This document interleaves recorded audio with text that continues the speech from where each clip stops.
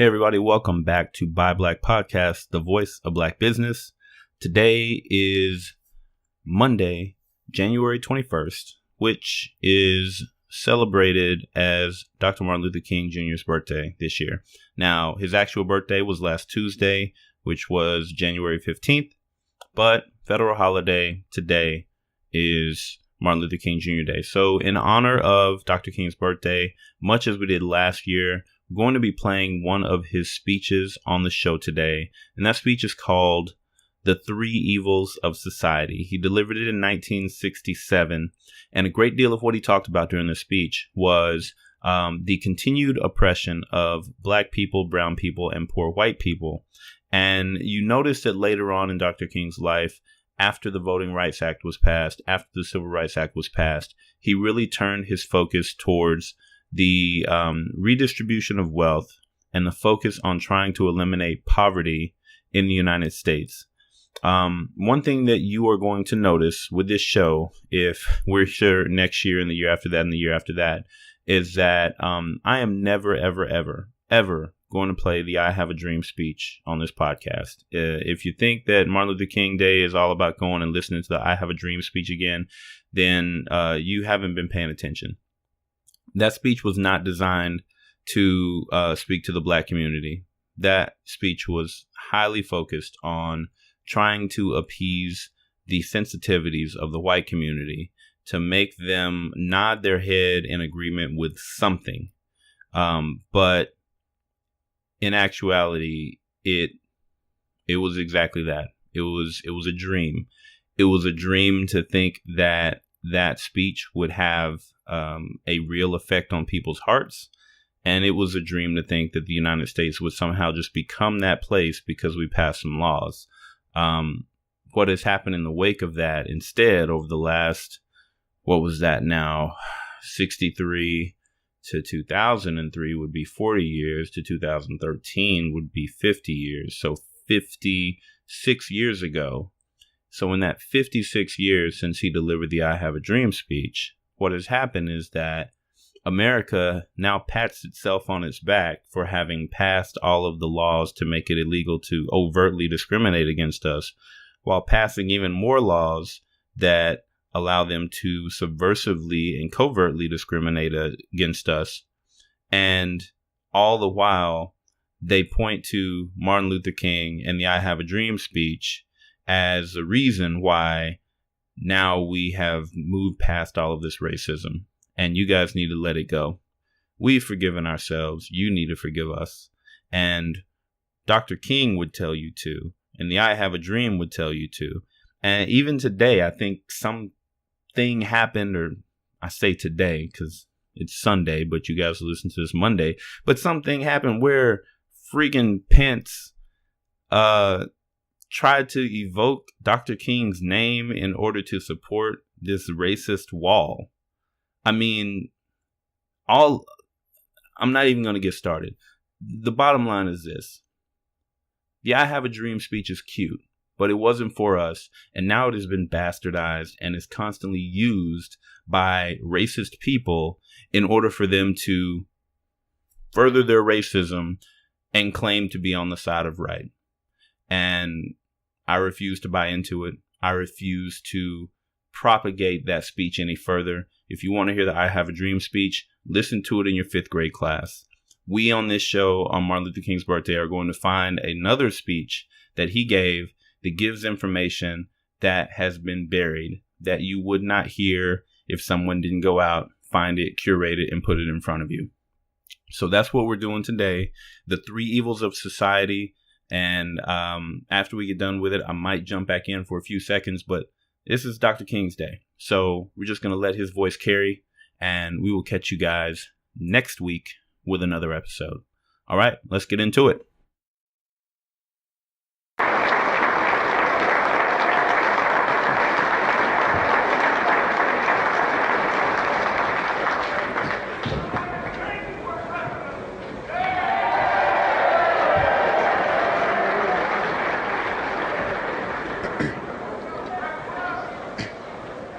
Mr. Chairman,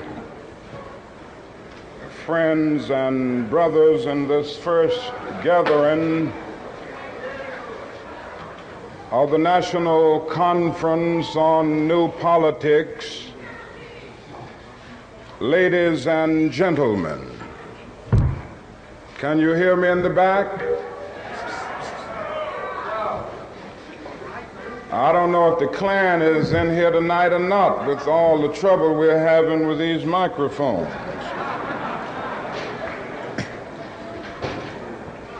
And seldom, if ever,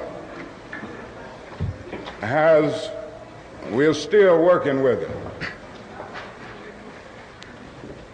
As I was about to say, seldom, if ever, has such a diverse and truly ecumenical gathering convened under the aegis of politics in our nation.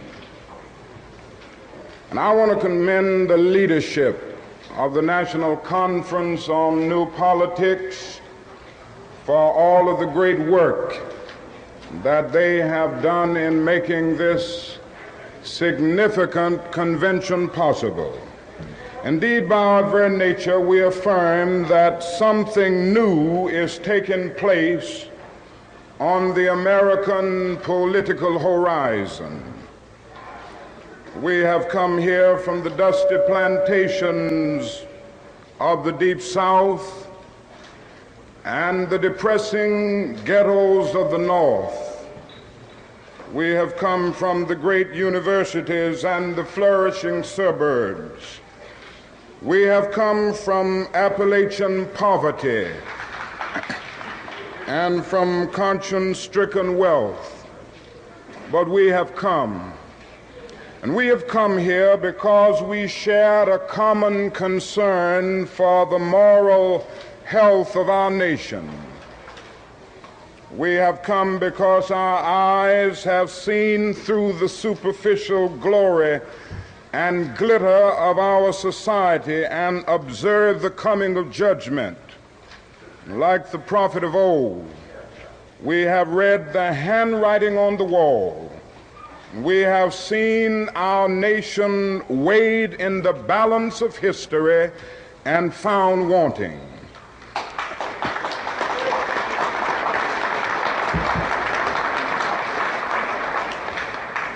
We have come because we see this as a dark hour in the affairs of men. For most of us, this is a new mood. We are traditionally the idealists.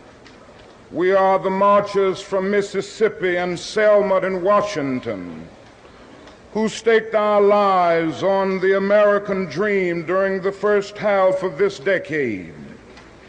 Many assembled here campaigned decidiously for Lyndon Johnson in 1964 because we could not stand idly by and watch our nation contaminated by the 18th century policies of Goldwaterism.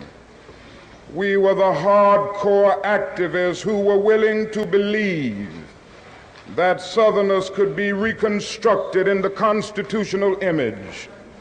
We were the dreamers of a dream, that dark yesterdays of man's inhumanity to man would soon be transformed into bright tomorrows of justice. Now it is hard to escape the disillusionment of betrayal. Our hopes have been blasted and our dreams have been shattered. The promise of a great society was shipwrecked off the coast of Asia on the dreadful peninsula of Vietnam. The poor black and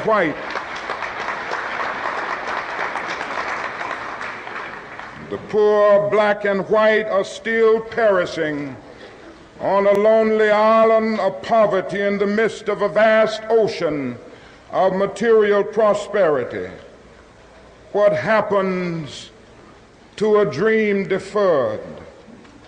It leads to bewildering frustration and corroding bitterness. I came to see this in a personal experience here in Chicago last summer. And all the speaking that I have done in the United States before varied audiences, including some hostile whites, the only time that I have ever been booed was one night in our regular weekly mass meeting by some angry young men of our movement. I went home that night with an ugly feeling. Selfishly, I thought of my sufferings and sacrifices over the last 12 years. Why would they boo one so close to them? But as I lay awake thinking, I finally came to myself, and I could not for the life of me have less than patience and understanding for those young men. For 12 years, I and others like me had held out radiant promises of progress. I had preached to them about my dream. I had lectured to them about the not too distant day when they would have freedom, all here now. I had urged them to have faith in America and in white society. Their hopes had soared. They were now booing me because they felt that we were unable to deliver on our promises. They were booing because we had urged them to have faith in people who had too often proved to be unfaithful. They were now hostile because they were watching the dream that they had so readily accepted turn into a frustrating nightmare. And this situation is all the more ominous in view of the rising expectations of men the world over. The deep rumblings that we hear today, the rumbling of discontent, is the thunder of disinherited masses rising from dungeons of oppression to the bright hills of freedom. All over the world, like a fever, freedom is spreading in the widest liberation movement in history. The great masses of people are determined to end the exploitation of their races and lands. And in one majestic chorus, they are singing in the words of our freedom song, "Ain't gonna let nobody turn us around."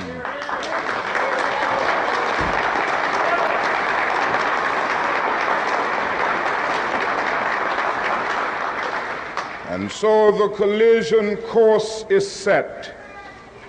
The people cry for freedom, and the Congress attempts to legislate repression. Millions, yes, billions, are appropriated for mass murder, but the most meager pittance of foreign aid for international development is crushed in the surge of reaction. Unemployment rages at a major depression level in the black ghettos. But the bipartisan response is an anti-riot bill rather than a serious poverty program.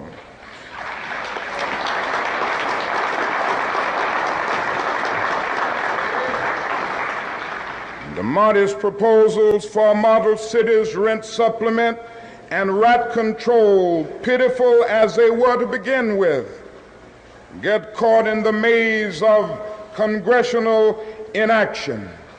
And I submit to you tonight that a Congress that proves to be more anti-Negro than anti-rat needs to be dismissed.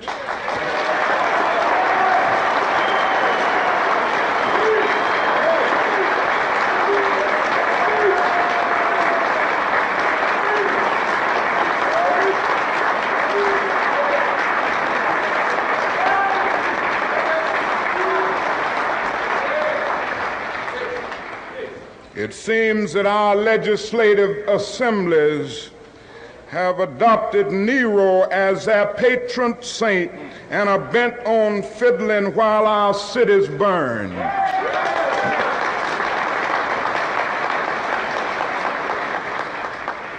Even when the people persist and in the face of great obstacles develop indigenous leadership and self-help approaches to their problems, and finally tread the forest of bureaucracy to obtain existing government funds.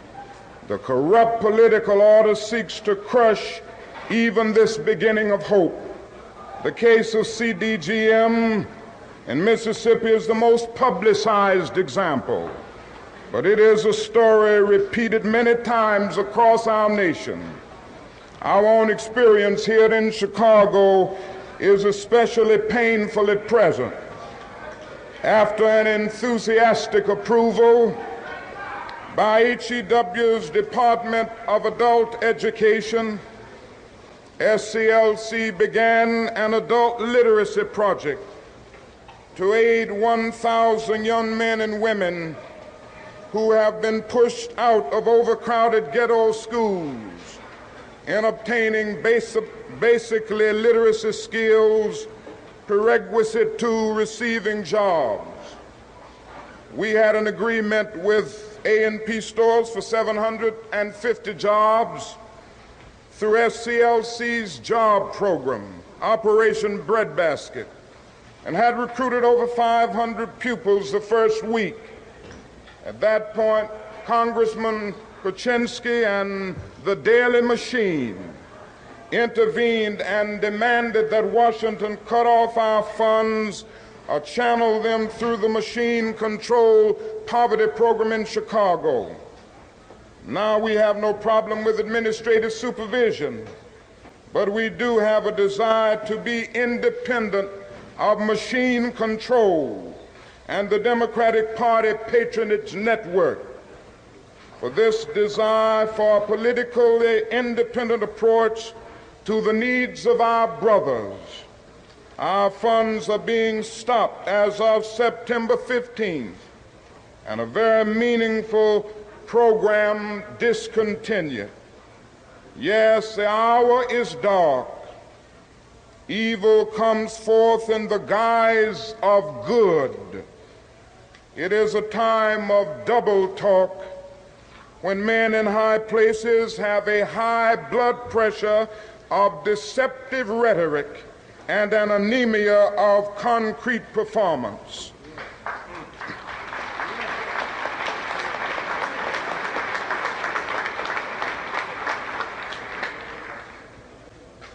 We cry out against welfare handouts to the poor, but generously approve an oil depletion allowance to make the rich richer.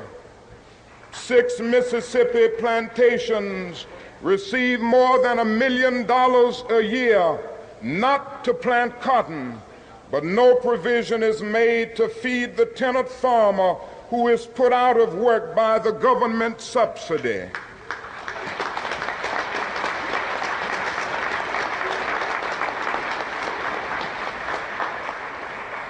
The crowning achievement in hypocrisy must go to those staunch Republicans and Democrats of the Midwest and West who were given land by our government when they came here as immigrants from Europe. They were given education through the land-grant colleges. They were provided with agricultural agents to keep them abreast of farming trends. They were granted low-interest loans to aid in the mechanization of their farms. And now that they have succeeded in becoming successful, they are paid not to farm. And these are the same people who now say to black people whose ancestors were brought to this country in chains and who were emancipated in 1863 without being given land to cultivate or bread to eat, that they must pull themselves up by their own bootstraps. What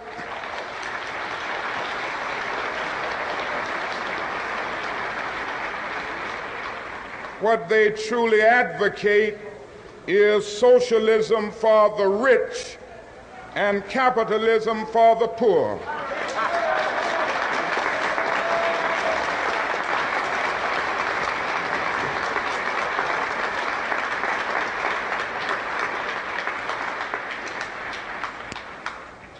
I wish that I could say that this is just a passing phase in the cycle of our nation's life. Certainly times of war, times of reaction throughout the society. But I suspect that we are now experiencing the coming to the surface of a triple-pronged sickness that has been lurking within our body politic from its very beginning. That is the sickness of racism, excessive materialism, and militarism. Not only is this our nation's dilemma, it is the plague of Western civilization.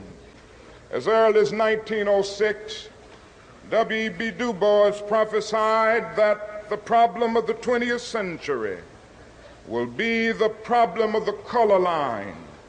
Now, as we stand 2/3 into this crucial period of history, we know full well that racism is still that hound of hell which dogs the tracks of our civilization.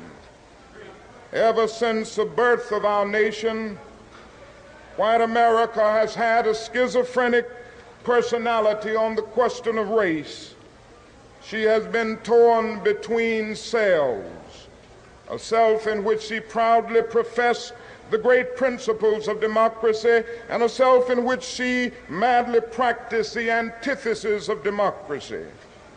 This tragic duality has produced a strange indecisiveness and ambivalence toward the Negro, causing America to take a step backward simultaneously with every step forward on the question of racial justice. To be at once attracted to the Negro and repelled by him, to love and to hate him. And there has never been a solid, unified, and determined thrust to make justice a reality for Afro-Americans. The step backward has a new name today. It is called the white backlash. But the white backlash is nothing new. It is the surfacing of old prejudices, hostilities, and ambivalences that have always been there. It was caused neither by the cry of black power, nor by the unfortunate recent wave of riots in our cities. The white backlash of today is rooted in the same problem that has characterized America ever since the black man landed in chains on the shores of this nation.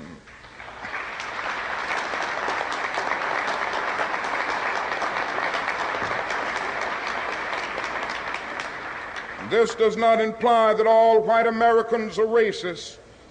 Far from it. Many white people have, through a deep moral compulsion, fought long and hard for racial justice. Nor does it mean that America has made no progress in her attempt to cure the body politic of the disease of racism, or that the dogma of racism has not been considerably modified in recent years. However, for the good of America, it is necessary to refute the idea that the dominant ideology in our country, even today, is freedom and equality, while racism is just an occasional departure from the norm on the part of a few bigoted extremists. Racism can well be that corrosive evil that will bring down the curtain on Western civilization. Arnold Toynbee has said that some 26 civilizations have risen upon the face of the earth. Almost all of them have descended into the junk heaps of destruction. The decline and fall of these civilizations, according to Toynbee, was not caused by external invasions, but by internal decay. They failed to respond creatively to the challenges impinging upon them. If America does not respond creatively to the challenge to banish racism, some future historian will have to say that a great civilization died because it lacked the soul and commitment to make justice a reality for all men.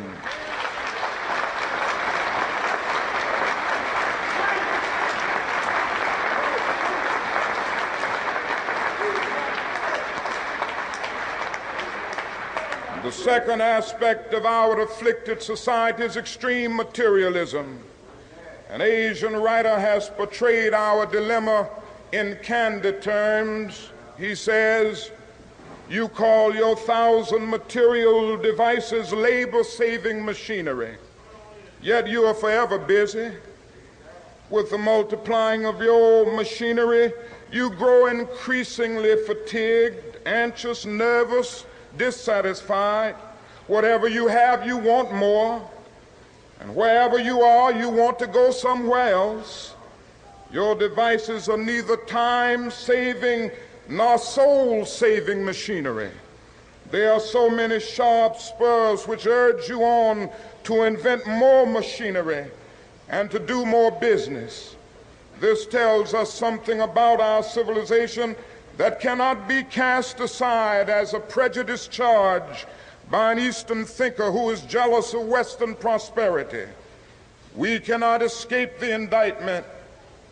This does not mean that we must turn back the clock of scientific progress.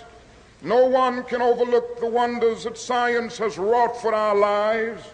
The automobile will not abdicate in favor of the horse and buggy, of the train in favor of the stagecoach, of the tractor in favor of the hand plow, of the scientific method in favor of ignorance and superstition. But our moral lag must be redeemed. When scientific power outruns moral power, we end up with guided missiles and misguided men.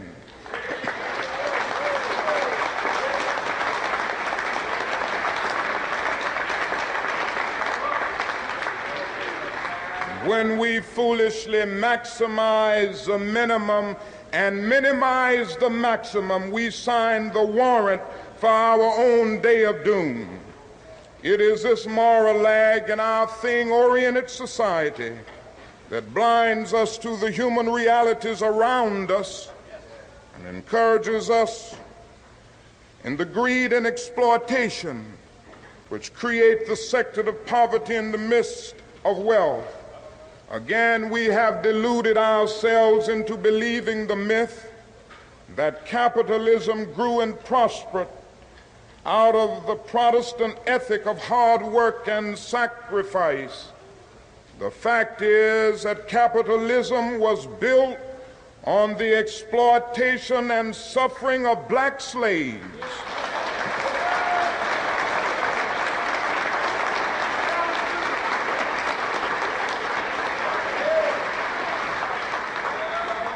And continues to thrive on the exploitation of the poor, both black and white, both here and abroad.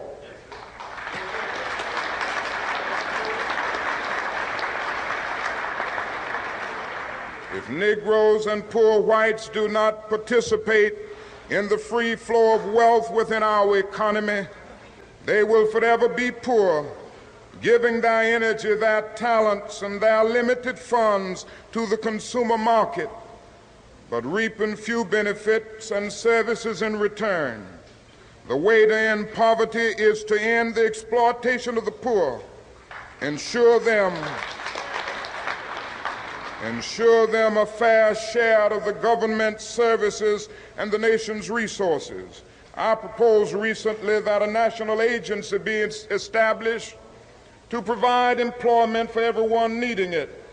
Nothing is more socially inexcusable than unemployment in this age. In the 30s, when the nation was bankrupt, it instituted such an agency, the WPA. In the present conditions of a nation glutted with resources, it is barbarous to condemn people desiring work to soul-sapping inactivity and poverty. And I am convinced that even this one massive act of concern would do more than all the state police and armies of the nation to quell riots and still hatreds. And the tragedy is that our materialistic culture does not possess the statesmanship necessary to do it. Victor Hugo could have been thinking of 20th century America when he wrote, "There's always more misery among the lower classes than there is humanity in the higher classes."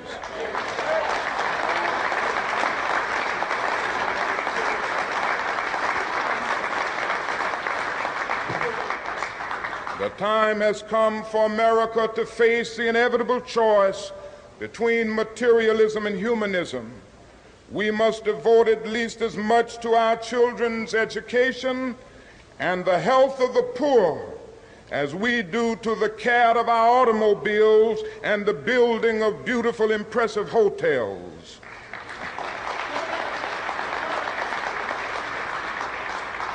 We must also realize that the problems of racial injustice and economic injustice cannot be solved without a radical redistribution of political and economic power.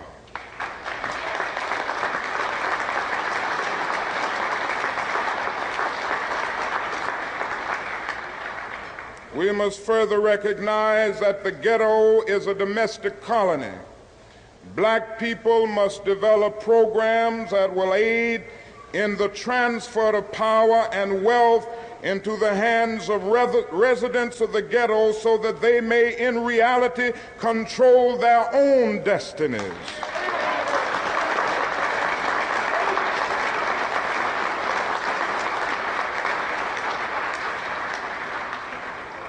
This is the meaning of new politics. People of goodwill in the larger community must support the black man in this effort. The final phase of our national sickness is the disease of militarism.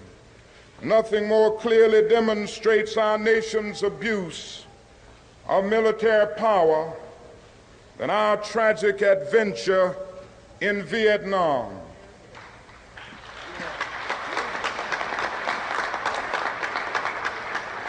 This war has played havoc with the destiny of the entire world. It has torn up the Geneva Agreement. It has seriously impaired the United Nations. It has exacerbated the hatred between continents and, worse still, between races. It has frustrated our development at home, telling our own underprivileged citizens that we place insatiable military demands above their most critical needs. It has greatly contributed to the forces of reaction in America and strengthened the military-industrial complex. And it has practically destroyed Vietnam and left thousands of American and Vietnamese youth maimed and mutilated, and expose the whole world to the risk of nuclear warfare. Above all, the war in Vietnam has revealed what Senator Fulbright calls our nation's arrogance of power. We are arrogant in professing to be concerned about the freedom of foreign nations while not setting our own house in order. Many of our senators and congressmen vote joyously to appropriate billions of dollars for the war in Vietnam. And many of these same senators and congressmen vote loudly against a fair housing bill to make it possible for a Negro veteran of Vietnam to purchase a decent home.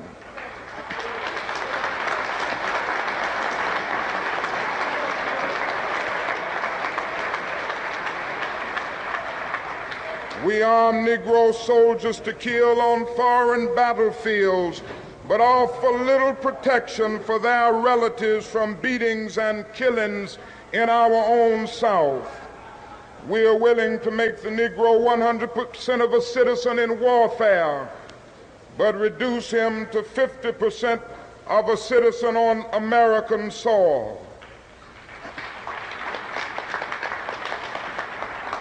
No war in our nation's history has ever been so violative of our conscience, our national interests, and so destructive of our moral standing before the world. No enemy has ever been able to cause such damage to us as we inflict upon ourselves. The inexorable decay of our urban centers has flared into terrifying domestic conflict as the pursuit of foreign war absorbs our wealth and energy. Squalor and poverty scar our cities as our military might destroys cities in a far-off land to support oligarchy to intervene in domestic conflict. The president who cherishes consensus for peace has intensified the war. In answer to a cry to stop the war, it has brought tauntingly to 1 minute's flying time from China, to a moment before the midnight of world conflagration. We are offered a tax for war instead of a plan for peace. Men of reason should no longer debate the merits of war or means of financing war. They should end the war and restore sanity and humanity to American policy.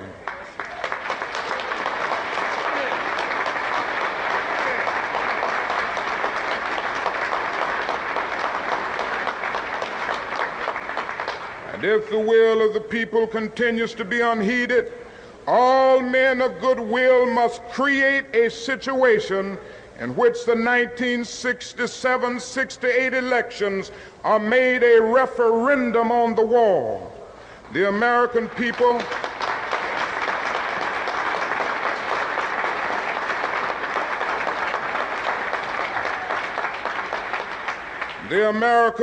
must have an opportunity to vote into oblivion those who cannot detach themselves from militarism, and those who lead us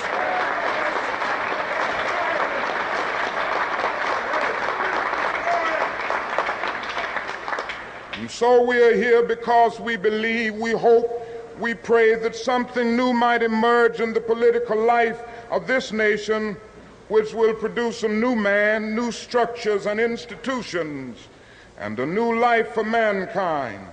I am convinced that this new life will not emerge until our nation undergoes a radical revolution of values. When machines and computers, profit motives, and property rights are considered more important than people, the giant triplets of racism, economic exploitation, and militarism are incapable of being conquered. A civilization can flounder as readily in the face of moral bankruptcy as it can through financial bankruptcy.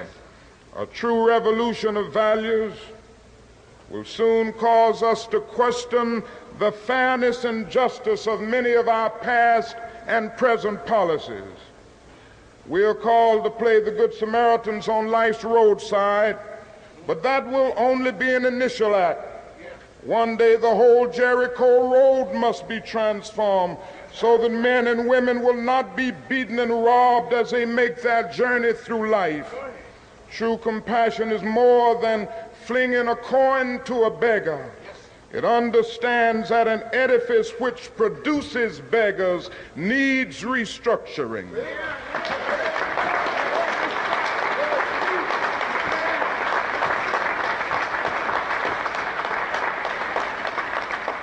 A true revolution of values will soon look uneasily on the glaring contrast of poverty and wealth.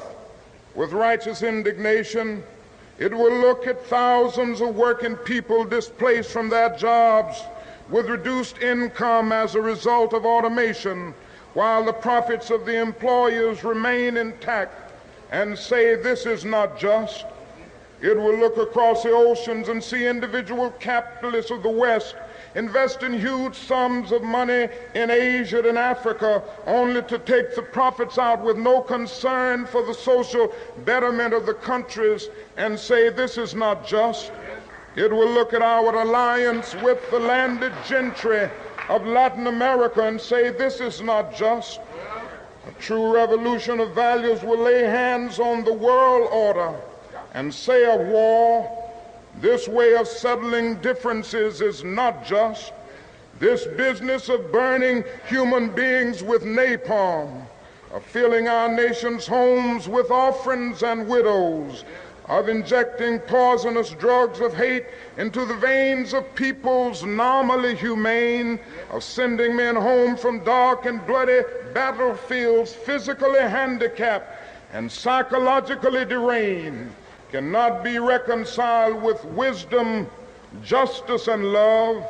A nation that continues year after year to spend more money on military defense than on programs of social uplift is approaching spiritual death.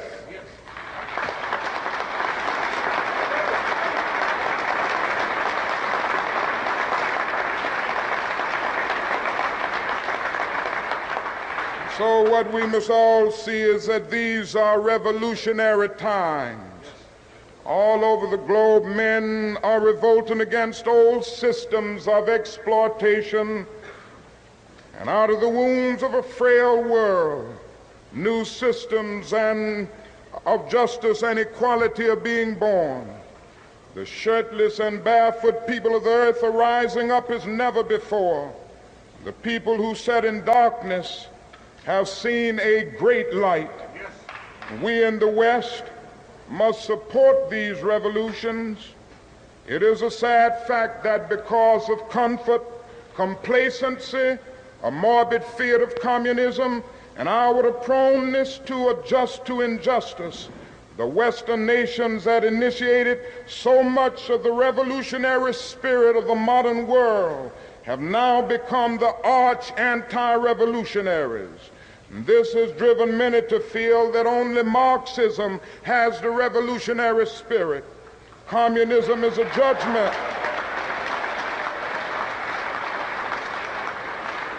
And in a sense, communism is a judgment of our failure to make democracy real and to follow through on the revolutions that we initiated. Our only hope today lies in our ability to recapture the revolutionary spirit and go out into a sometimes hostile world, declaring eternal opposition to poverty, racism, and militarism. With this powerful commitment, we shall boldly challenge the status quo and unjust mores, and thereby speed the day when every valley shall be exalted, and every mountain and hill shall be made low, and the crooked places shall be made straight, and the rough places plain. May I say in conclusion that that is a need now more than ever before for men and women in our nation to be creatively maladjusted. As Mr. Davis said,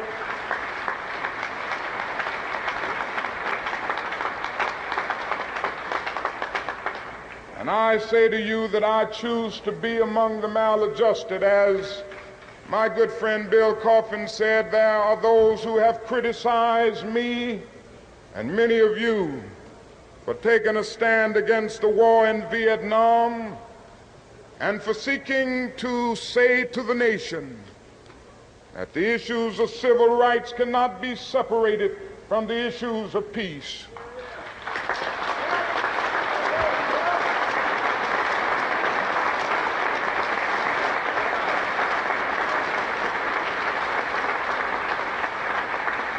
I want to say to you tonight that I intend to keep these issues mixed because they are mixed.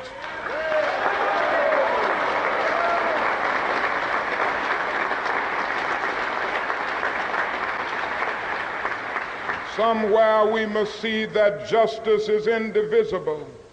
Injustice anywhere is a threat to justice everywhere. And I have fought now too long and too hard against segregated public accommodations to end up at this point in my life segregating my moral concern.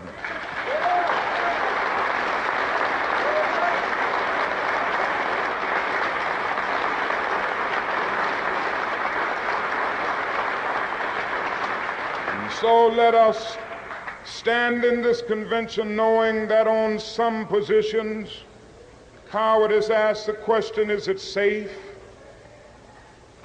Expediency asks the question, is it politic? Vanity asks the question, is it popular? But conscience asks the question, is it right? And on some positions,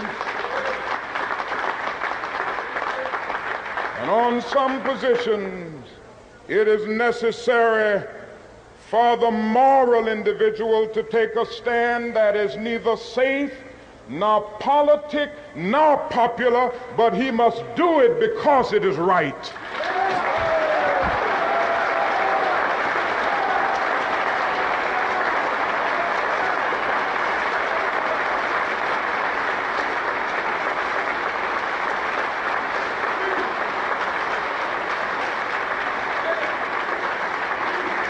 And we say to our nation tonight, we say to our government, we even say to our FBI, we will not be harassed.